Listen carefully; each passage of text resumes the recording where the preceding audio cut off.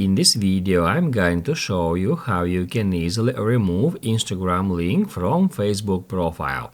Be sure to watch the video to the very end so you don't make any mistakes. Let's get started, guys, and first off, open up Facebook app.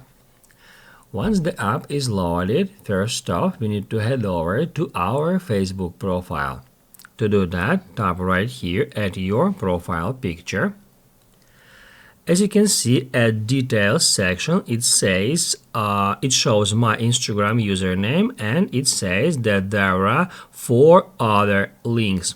I can get in to see your about info, and then it will show me all my social media platforms here, such as Instagram, TikTok, Snapchat, YouTube channel, my website, email, and others.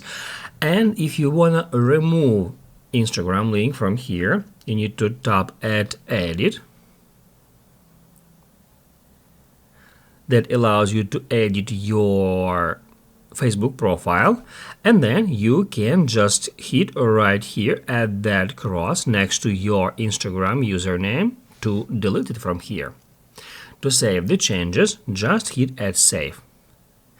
That's how you can easily delete your Instagram link from Facebook, and if this video was helpful for you, don't forget to hit the like button.